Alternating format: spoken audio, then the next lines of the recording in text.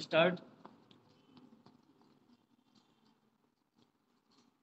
महोदय, आधुनिक युग की एक बड़ी देन यह है कि हम किसी भी चीज़ की बहुत प्रतियां बना सकते हैं। प्राचीन काल में यदि कोई पुस्तक लिखता था तो ग्रंथ की हस्तलिखित एक प्रति ही होती थी।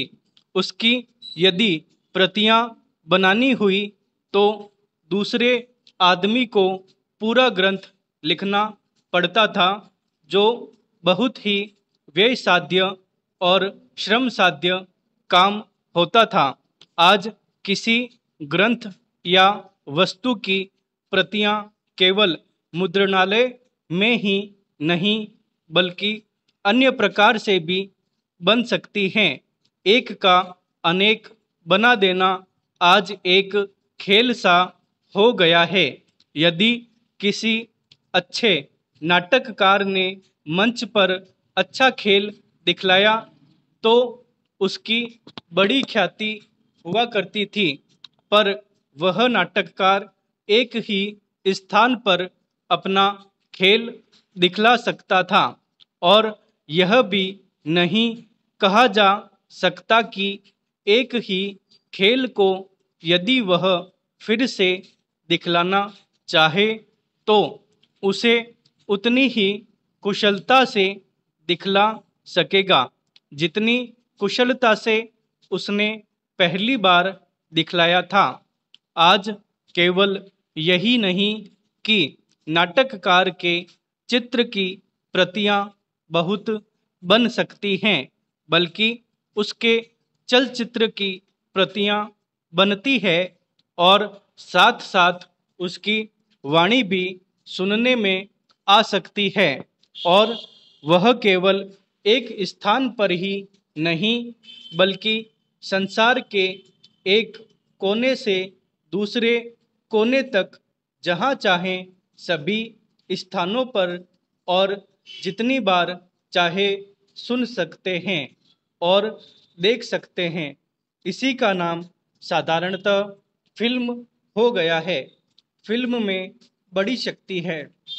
यदि अच्छे पात्र, अच्छे कथानक और अच्छा आदर्श दिखलाया जाए तो उसका प्रभाव बहुत ही अच्छा पड़ता है, जैसे किसी भी अच्छे नाटक का।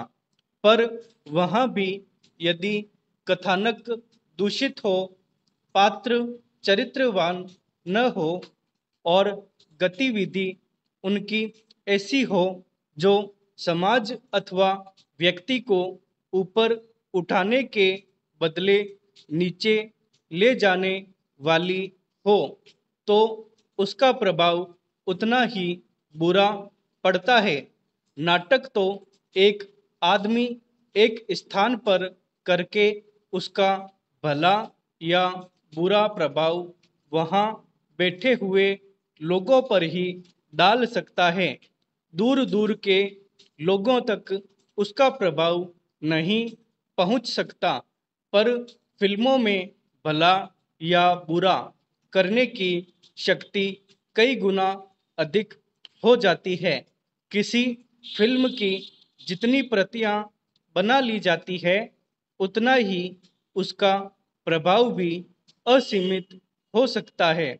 इसलिए यह आवश्यक हो गया है कि जिस चीज़ में इतनी शक्ति हो उसका उपयोग इस प्रकार से किया जाए कि उससे अच्छे से अच्छा फल मिले और उसमें किसी प्रकार की बुराई न आने पाए। आज सिनेमा का उपयोग तीन कामों में होता है: शिक्षा, मन बहलाव और प्रचार। ये तीनों काम जीवन में महत्वपूर्ण हैं।